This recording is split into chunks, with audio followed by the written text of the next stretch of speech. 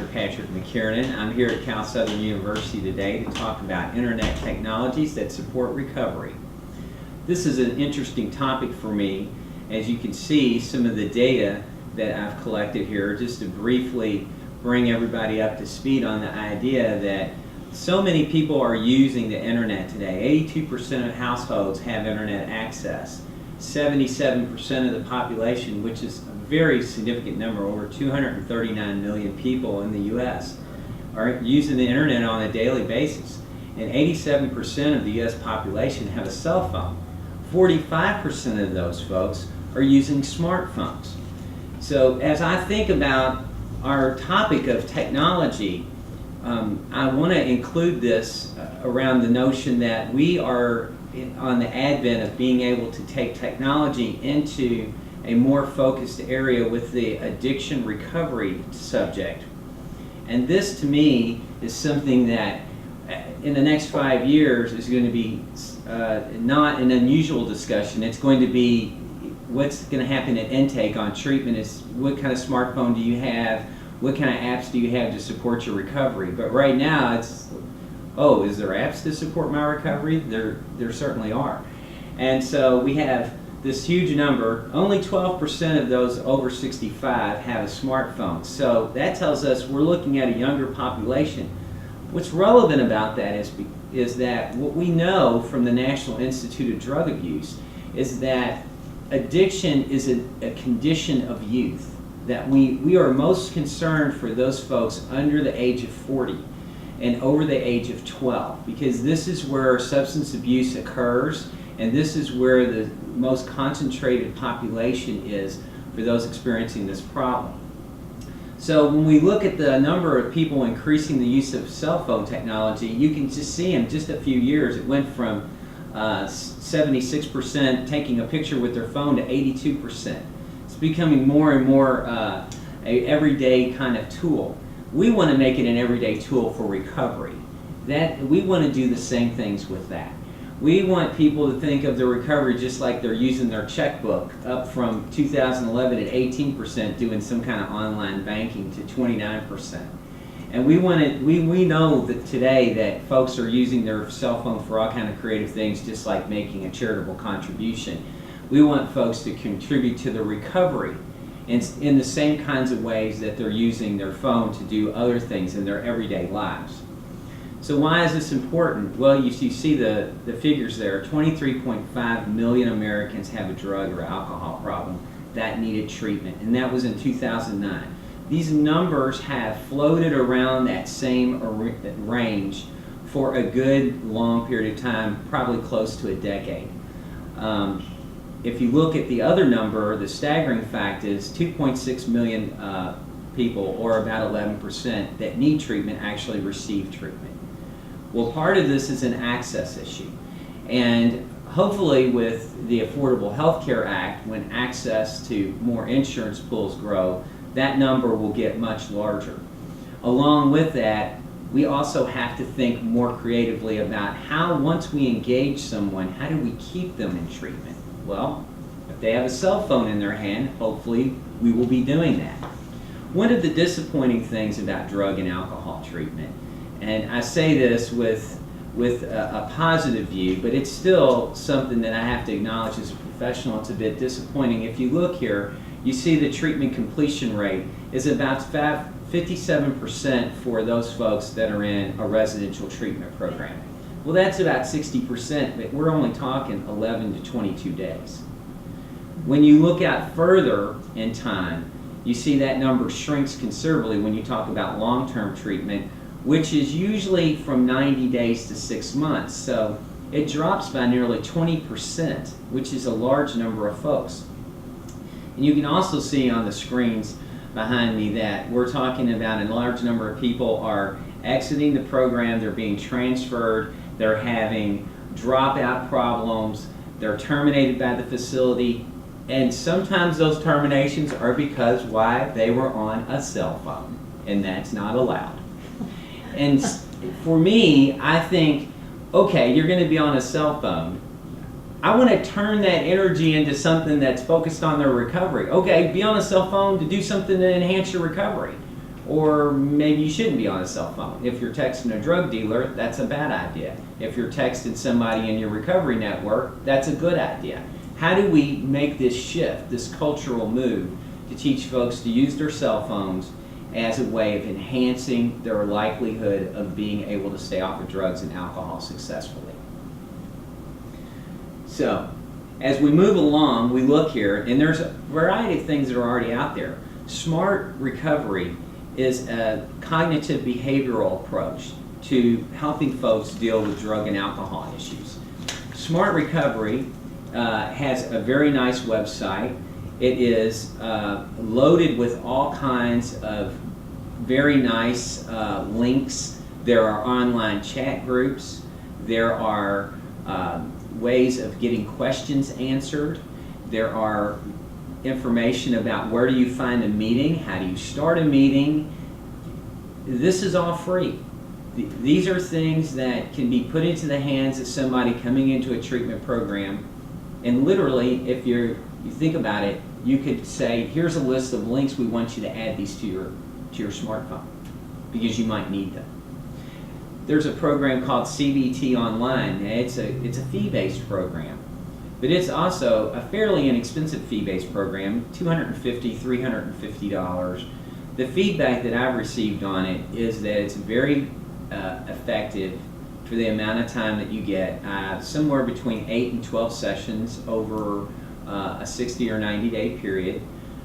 Very positive feedback. I've worked with professionals that have talked to me about the results they've seen from this, and they give it very positive reviews. So when you think about $50 a week for 6 or 7 weeks to get some help for your drug and alcohol problem, that's a lot less than the drug bill they're probably paying. So something else to consider.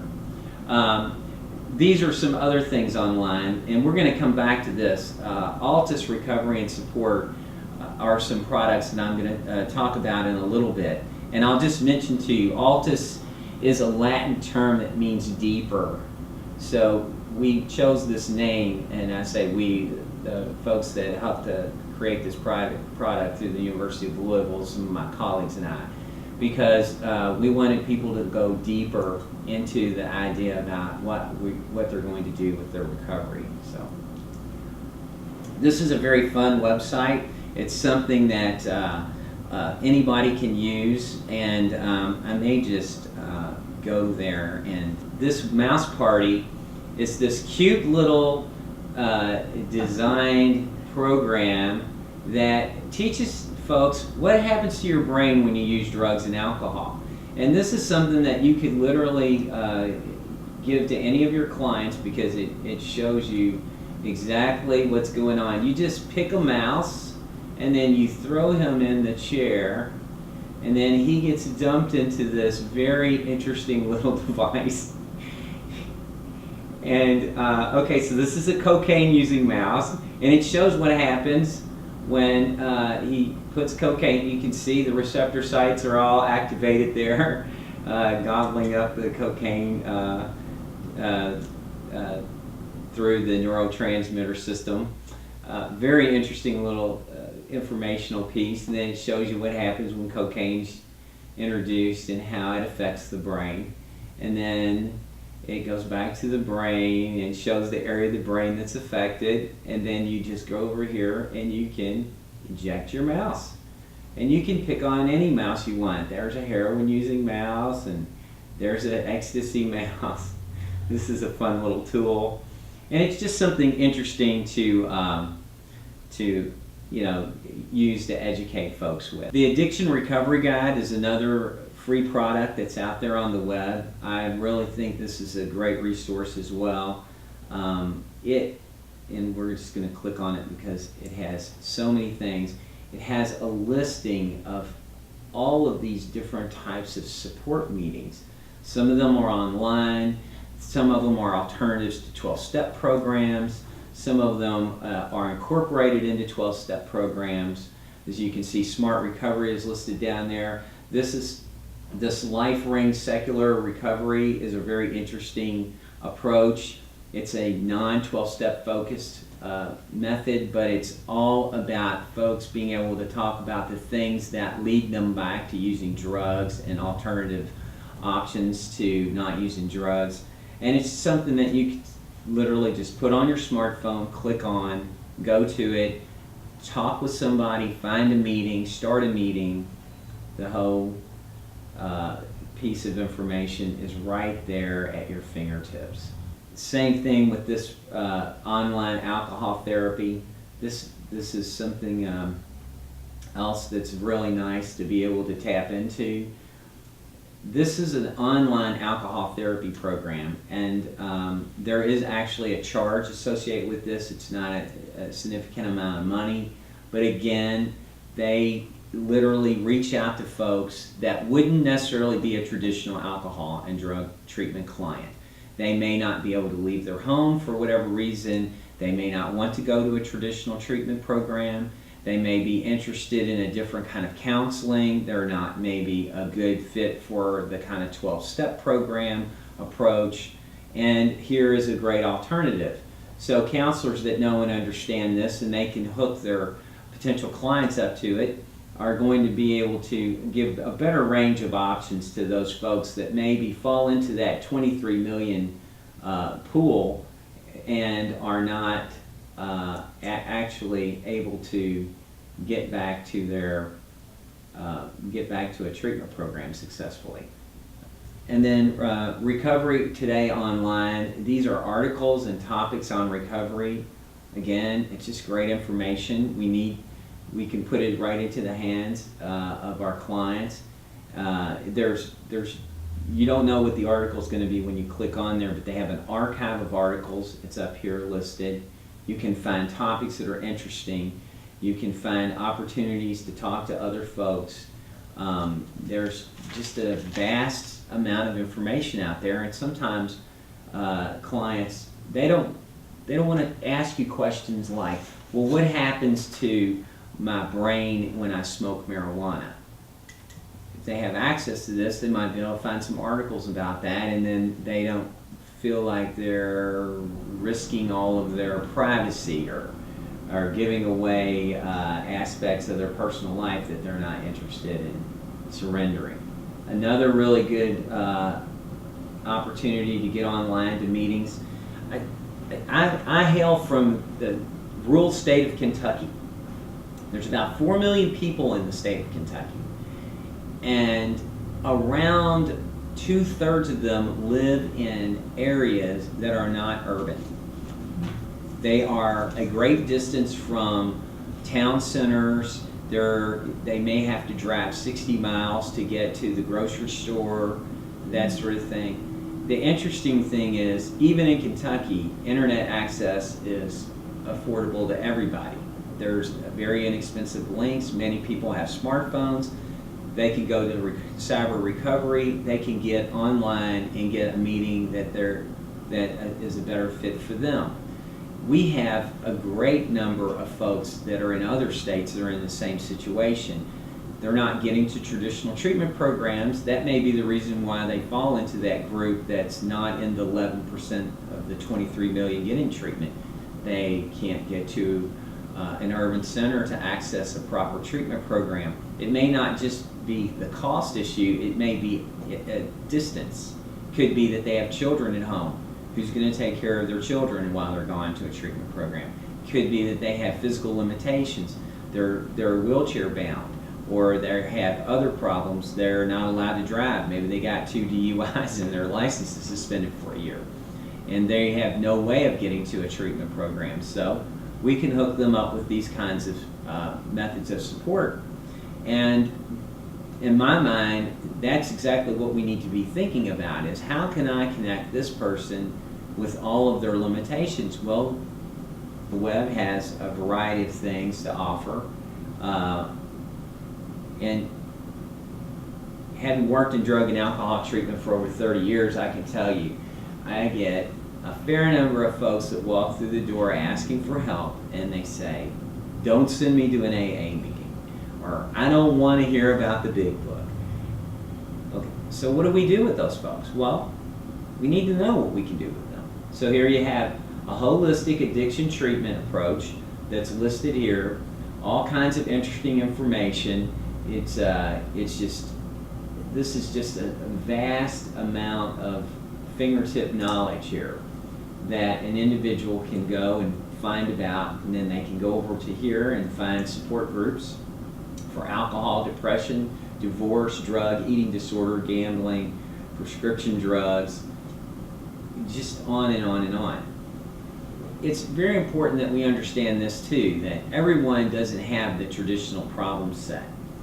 I mean, we know that a vast number of people that walk through the door are polysubstance abusers. They drink alcohol, they use other drugs, they might use marijuana, they might use cocaine, they might use heroin, they may use a lot of other things when they don't have their drug of choice. They also might have other problems. They might describe themselves as being a gambling addict, or a compulsive overeater, or a sex addict, or you can keep going on. Or they might have other issues related to divorce and depression. So what are we doing for them? We may not have support groups in our local communities that they can access, but we can teach them how to find these things on the web.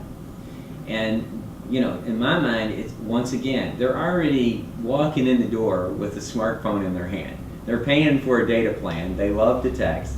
They love to talk. Texting is basically chatting online. And we're not taking full advantage of this whole area of information that could maybe be the difference between them having long-term recovery and not making it at all. This is another important web link as well. Kentucky's in the Bible Belt. So I have folks that come in. On the one hand, we have folks that come in and say, 12-step programs are too religious for me. Interestingly, in the Bible Belt, you also have folks that come in and say, it's not religious enough for me. It's not Christian focused enough. And so, you have this interesting kind of mix of folks. So this website here, while it's kind of hard to see on the screen because it's very loaded up with information, is all about Christian-based recovery. And they literally have chat rooms where they talk about Bible verses that are related to staying sober or staying off of drugs, changing your life, working on character defects, very Christian-oriented discussions about prayers and meditations that are good for recovery.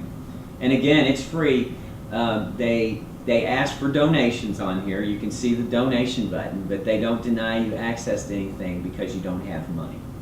So again, another very interesting option there for us. There's the LifeRain website that I mentioned earlier, and you can see it's actually started in San Francisco. So being in California, not very far from San Francisco, very interesting thing. And this goes right to a list of questions. Okay, why would I want to try LifeRain out? Well, there you have it. It takes you right to your FAQs, your frequently asked questions, gives you all this enormous information. There are folks that are 12-step members that are LifeRain members. There are folks that are previous 12-step members that are LifeRain members. It just fills a different need. And again, smartphone, computer, there you have it. Okay, so why are we talking about this? Well, for me, when I do research and look at what are the factors that are most important around drug and alcohol recovery, the listed items here on the screen are significant. One is social support. Social support can be obtained physically or virtually. And we need to think more about the virtual means of it. Texting, online meetings, talking to folks on the phone because you connect with them virtually.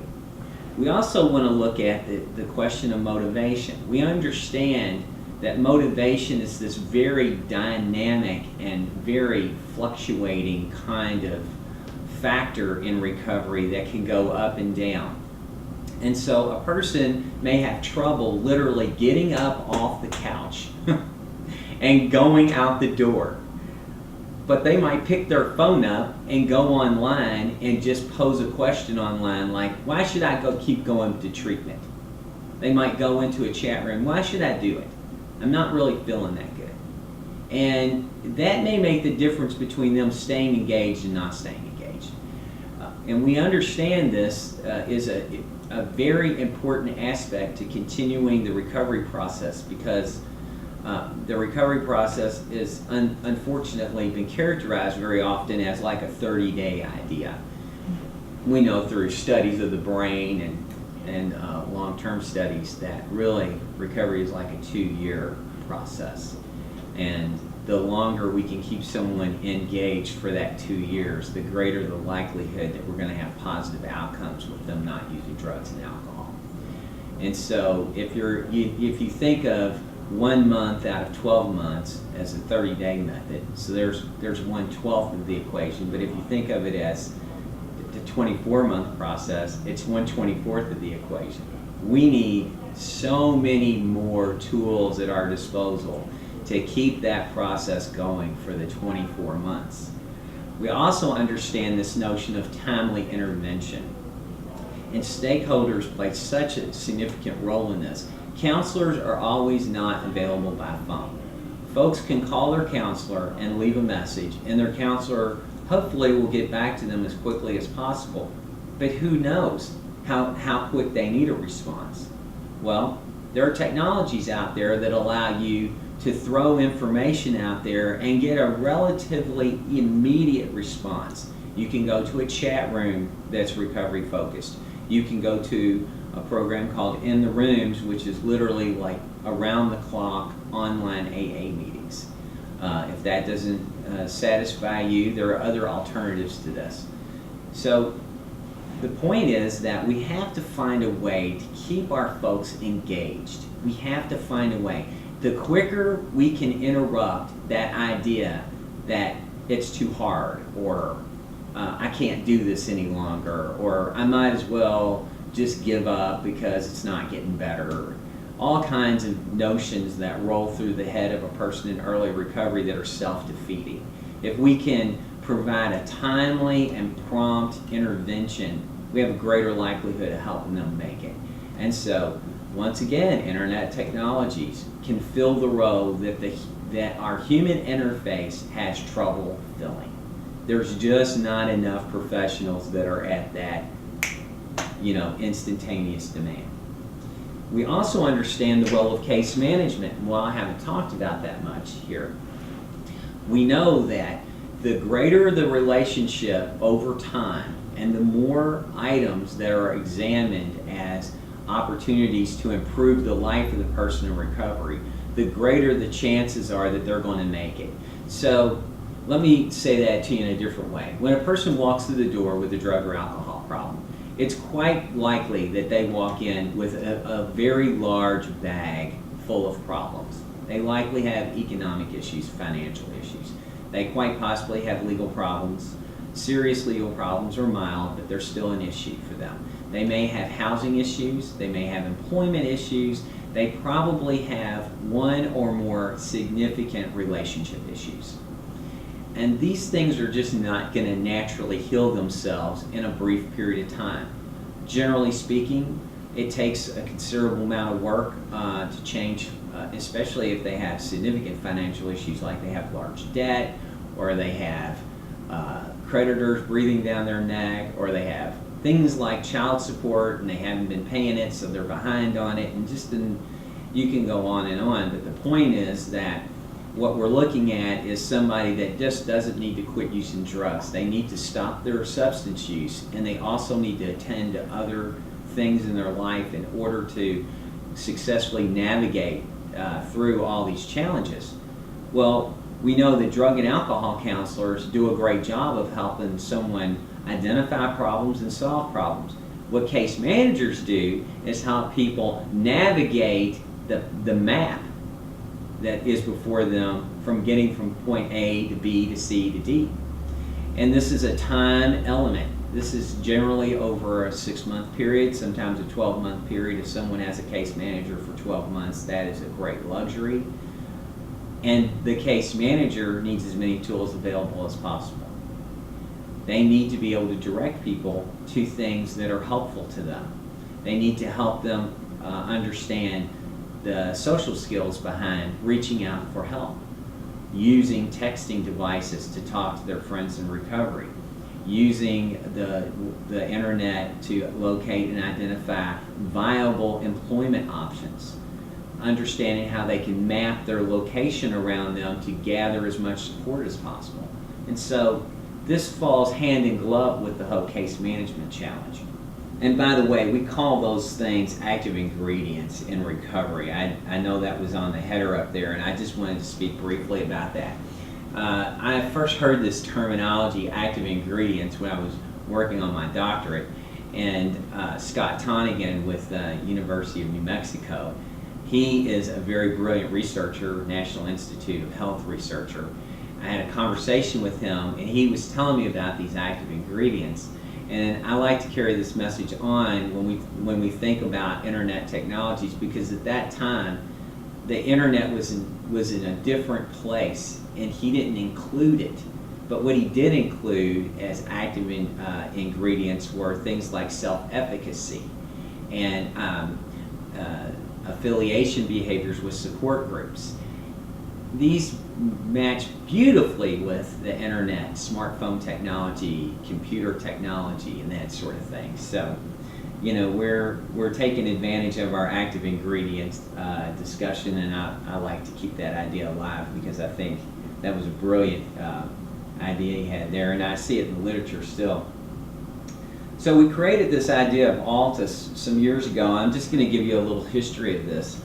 As you can see, I get a little excited when I think about the internet technology idea, and I have been looking at this since the year 2006, when a very good colleague of mine, Richard Cloud, who's with the University of Louisville, he's a full professor there in the Kent School of Social Work, he's their drug and alcohol scholar there. We've been friends for over a decade. We were having this conversation about what we could do to put into the hands of our clients that are early in recovery to minimize their risk for relapse, or in another way of thinking about it, to increase their awareness of those relapse risk issues that really are falling below sort of their conscious awareness. Not necessarily unconscious, but low-level consciousness issues that get them in trouble and contribute to these early relapses. In the first 90 days or 6 months of treatment, they're all the way back to using drugs or alcohol the way they were before. So we were having this conversation literally on the phone with each other, which I like to mention because, you know, we were using our technology. We're having this phone conversation, and he's saying, we need to use telephones. We need to get folks to call each other. We need to get them to ask these questions of each other to raise their awareness around Terry Gorski's identified risk for relapse symptoms, which has been researched by William M. Miller, who's a very prominent researcher and found to be valid. And of course, Gorski did his own relapse research on these items too. And I agreed with that. I said, yeah, these are very good basic notions that are hard for the typical client to just memorize and just to operationalize in their everyday lives. They need regular attendance to these ideas. But I disagreed with him on this idea that clients could call each other and have this conversation over the phone, because in my mind, it's human nature to deviate from plans like that, especially with folks early in recovery. They're going to change the question, they're going to ask a different question, they're going to give advice, and the scariest part about that is they might just give some really bad advice, and that could end up being harmful. So we both just kind of said, like, at that moment, well, if they could just ask themselves the questions, then you don't have to worry about that. And we came up with this idea that we would embed this risk of relapse on the web so that a person can interface with it and ask these questions of themselves rather quickly on a daily basis, and essentially do a personalized risk assessment on a daily basis. So we just sort of said, there's got to be some technology grant money out there or something to do this, and there is. And so the state of Kentucky came together and said, it's a good idea.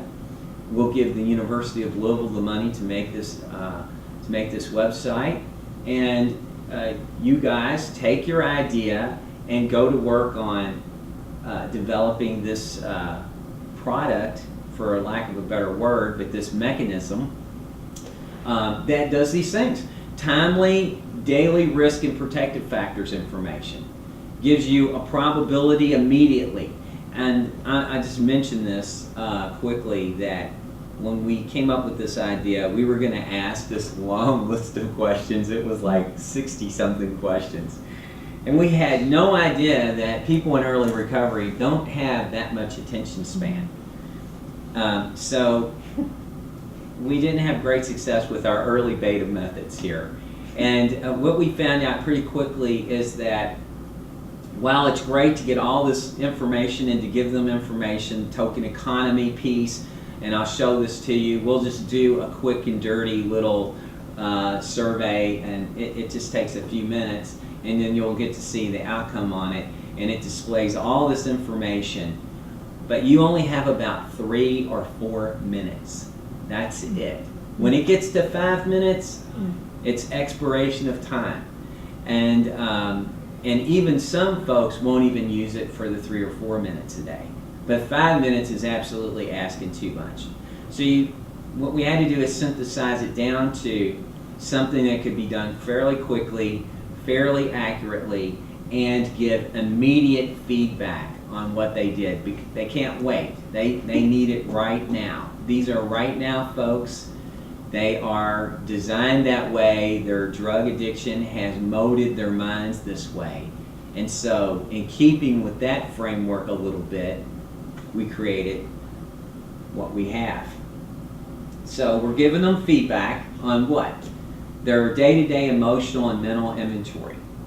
And it measures their, like I said, daily risk, and provides protective factors every day. And it can change every day. It can be the same every day, or it could change every day. So that's why they ask the same questions of themselves every day. And it gives them this percentage, the likelihood that they will use that day. It also does something else.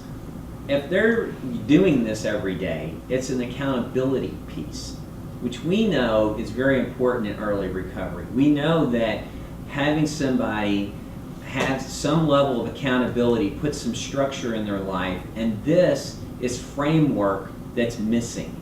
So we're adding some framework in there, and while you might not think 3 minutes is much, it's 3 minutes more than they had. So, I mean, and that's just the way we have to think about it. So what else does it do? It does this really cool thing for drug and alcohol counselors. Having been a drug and alcohol counselor for a long time, and those of you who watch this, you will understand exactly what I'm saying when I say this, is oftentimes the agenda is something like this when the client walks in the door. How's it going? And they say, fine. And then you say, okay, anything going on? And they say, no. And you say, okay, how are things progressing with you? So you're trying to create open-ended questions to get dialogue, and they're not accustomed to that, and they give you minimal information, and they present very well. Even if they're not doing well, they present very well. And it takes a little time to work them through this. Well, this device pulls this information on a daily basis. It creates a chart of sorts for you. You can look at it over a week or over a month or over whatever period of time, in between your visit. And it gives you an agenda, because identified problem areas can become the topic. Or if things seemingly are going perfectly, but they appear to be miserable, then that's your agenda. Why is everything going so well on paper, but in person you look like you could bite a nail in half? Help me understand that. Help me understand, give me a way of resolving the disparity between the way you present yourself and the way that you present yourself on the mechanism. It also gives you information on whether or not they worked. We know that one of the important factors in successful recovery is actually employment. If an individual can get back to work and sustain employment, it is considered to be a success feature in their recovery. And it just does a few things. It helps them pay bills. It gives them self-identity. It gives them wealth. It gives them, an idea of worth, and so it makes sense. And then it also tracks how many meetings they've attended, and there's a variety of meetings listed, and I'll show you that too. What else does it do? It creates a social network, and here's how it does this, and it's completely voluntary. But when a person logs in and says, well, I want to be an ALTUS member, I want to do the day-to-day inventory, they can invite other people to be part of their support network. And they literally just put their name in their email address, and they get an invitation to be part of that. And when they do that, they also become part of the group that gets notified whether or not they're doing their inventory, whether or not they're struggling in their early recovery. They can send them messages through the system. They can also tell them things like how well they're doing. They can send reports. They can do all kinds of really interesting things. So let's say I live in Louisville, Kentucky, but Dr. Grimes, who's a very good colleague of mine, she's all the way over here in Irvine, California. Well, we can't talk every day or see each other that often, but if she was on the system and I was sending a report out every day, she could log on and say, well, let's just see how Pat McKiernan's doing in his recovery. Oh, okay, well, he went to 4 AA meetings last week, and he's working steps with his sponsor, and he's working 8 hours a day, and he completed his inventory every day. And he shared his journal, and he said he finally got to make this amends to this old friend that he had, and he wanted to let me know that. And you can do that, all that, get that information in maybe 3 minutes. So and so that may prompt her to pick up the phone or to send a text message and say, hey, I looked at your reports, and I'm so proud of you, and keep up the great work. And that maybe that's all she has time for, but that's an amazing piece of information. Because remember, we're talking about a younger group of people, and when they say they talk to somebody, there may not be any voices heard. It's all texting. And I tell you, this is kind of hard for me to grasp a little bit. I mean, I'm just outside of that age range. So when I say, if someone says they talk to somebody, I'll ask questions like, well, how did they sound? And that's a non sequitur. It's like, there wasn't any sound. I was like, okay, well, how did you talk then? Well, I mean, I sent them a text, and they texted me back, and they put smiley emoticons on there, and so, they're good. Okay. Well, I need that, I need all the senses I can have, that's me. But for them, texting is talking.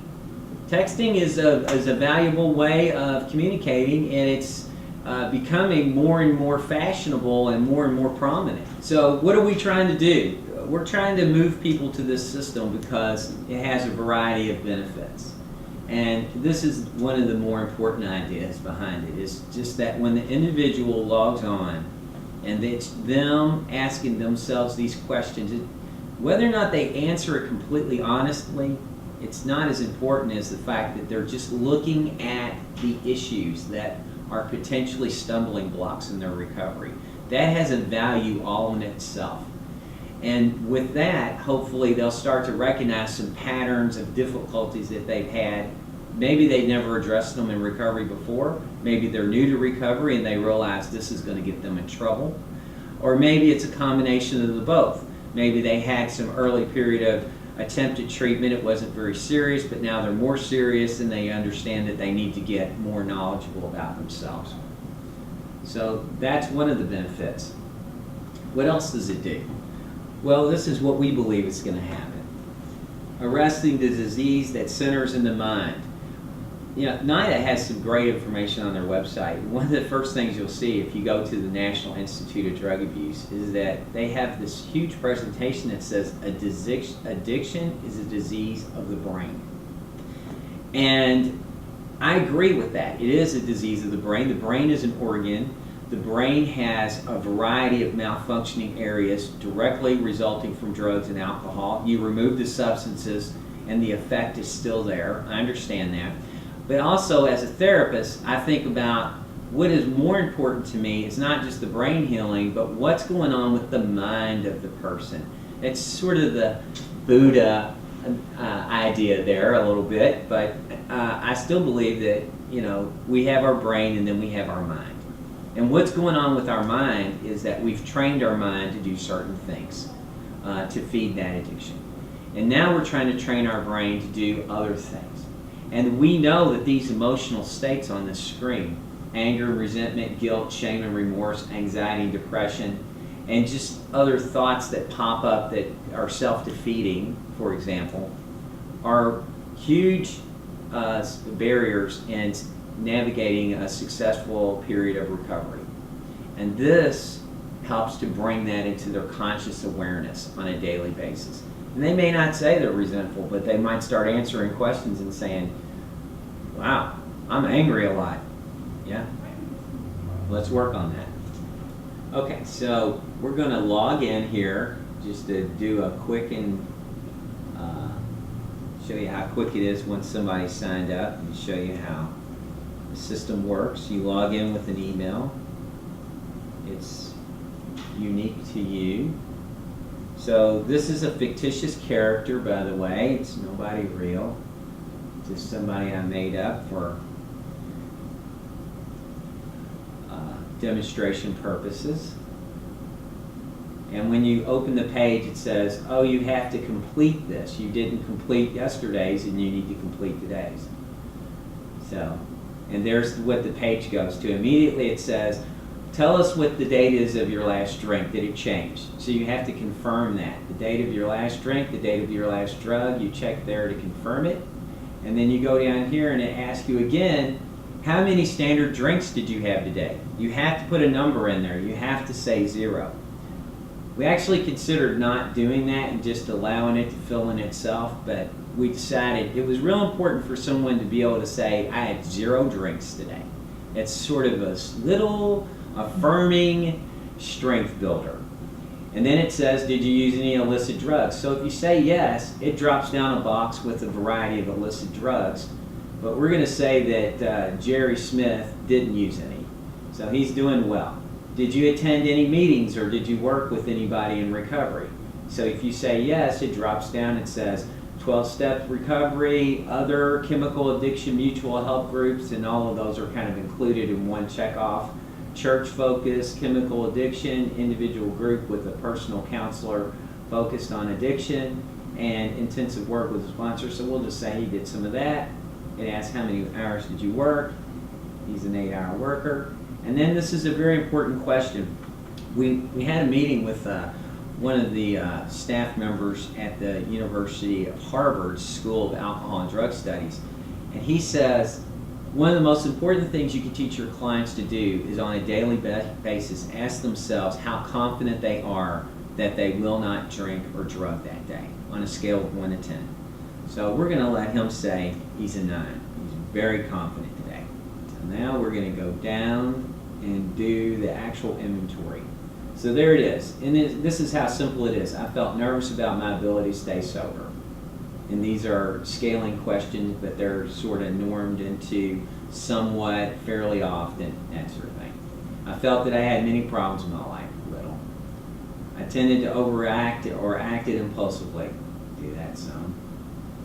I kept to myself and felt lonely. I did that some. I got too focused on one area of my life. Yes, I do that quite a bit. I felt down, listless, or depressed. I do that some. I engaged in wishful thinking. Yes, I do that fairly often. I felt my plans that I had were succeeding. Yes, they are. I had trouble concentrating and preferred to dream about how things could be. Yeah, I do that some. Things didn't work out for me. No, not really. They're working out pretty good. I felt confused. No, I feel good. I got irritated or annoyed with my friends. Yes, because they're always asking me how I'm doing. I felt angry or frustrated. A little. I practiced good eating habits. I do that some. Could eat better. I felt trapped and stuck like there was no way out. A little. I had trouble sleeping. No, I'm a pretty good sleeper. I had periods of serious depression. Not serious depression, but I do feel depressed sometimes. I didn't really care what happened. No, not much. I felt like things were so bad that I might as well give up. No, I don't ever feel that way recently. I was able to think clearly. Yes, I'm thinking more clearly. I felt sorry for myself. Yeah. Yeah, this whole staying sober thing is not easy. I thought about drinking or drugging. Yes. I lied to other people. You know, I still tell some lies. I felt hopeful and confident. Yes, I do that. I felt angry at the world in general. Yes. Especially in traffic. I did things to stay sober. I definitely do things to stay sober. I was afraid that I was losing my mind. No. And I was drinking and drugging out of control. Here is where they can list any barriers to their recovery. Let's just say having trouble getting a hold of my sponsor. Let's say that. He's listing that. That's not spelled right. Use this keyboard. And then you can go down to the next one and you can put a journal in there. And you can see, you can send these to folks, but he's not going to journal anything today. And you hit submit, and it goes. Should go. There it goes. Goes there. And it gives him immediate feedback, and it says, based on your answer, your chances of alcohol relapse are 24%. Based on your answers, your chances of drug relapse are 24%. So he's got 212 days sober from alcohol and 337 days clean because he drank on January 1. So it tracks all those things individually. And then it also gives you this nifty little report on things that you've been doing. He's not very good at completing his inventory. He's only done it 1 day out of 7, 3 out of 30. That's because it's just one of my little made-up things, but he gives us immediate feedback. And this is exactly how it can work. Now, he's not going to read these things out loud, and you can see that went fairly quickly. You can really do it in about 3 minutes, and you can get this feedback, and then you can share that report with other people in your support group. Why do we think that's important? Well, because we believe that this is going to create a mechanism in which folks are going to begin thinking more deeply about what are the things that are causing me risk for relapse? What are the things that are creating a greater likelihood that I'm going to run into trouble? And if you're sending this out, let's say you send it out to a family member, and you're not sending it out to a sponsor, but just a family member, and they're just wondering about your recovery, they might be able to say to you, wow, I notice on here you have trouble sleeping. And that worries me, that you have trouble sleeping. Will you talk to somebody about that? And it could be that it's emotional, or it could be that there's something else going on with them that they're having trouble sleeping. But we know that sleep disturbances can lead people to have more difficulty thinking clearly, and ultimately that might lead to them feeling like they might just want to drink or smoke pot or use a pill or something like that. So we have that really cool device. And okay, so anyway, that's just a short little piece of information there. We figure if we could put technologies in the hands of individuals, this is one thing, but the whole array of services that I just talked about, and I'm going to mention one more. We came up with an idea that when we were working on the ALTUS day-to-day program, that we wanted to put in there like a trouble button or something. I need to talk to somebody right now. We just couldn't figure out how to do that. So we got a little extra financing support and created something called Pure SOS. And Pure SOS is this really cool little, and I'll click on there. We won't spend a lot of time on it, but Pure SOS is this web-based program in which an individual can go, we did some research, and what we found was there really wasn't a way for someone to go into a chat room and guarantee that they would have complete privacy in who they are and what's being said. And we understand that there's such a stigma around individuals who are in early recovery around this idea that they feel like drinking or they feel like using drugs. They have so much shame around that. You know, everybody's trying to help me, and here I'm still thinking about getting high. I'm still thinking about getting drunk. So we created this program, Pure SOS, so that you could send your SOS out completely anonymously. And it would go into this pool where there are other individuals that agreed to take these SOS messages, and you don't know who they are, but they're folks who agreed to do this, and their response comes back completely anonymously. So you can chat back and forth with somebody about what's troubling you. They don't know who you are, and you don't know who they are. And you never will unless for some reason or another you decide to expose your identity, but they can't find out because it goes out over some randomized cell number when it goes through the texting process. So it's just some odd generated number that has no link to you. And what we hope to create with this, and by the way, that's completely free and out there on the web for anybody to use. We thought about it with people in recovery, but we know that there are people that struggle with notions like suicide, depression, gambling issues. There are also people that are loved ones are in recovery. They feel despair. They feel embarrassed about talking about anything that you would feel embarrassed about talking about. You can create a support group for yourself. You can put people in that pool, and you can chat back and forth.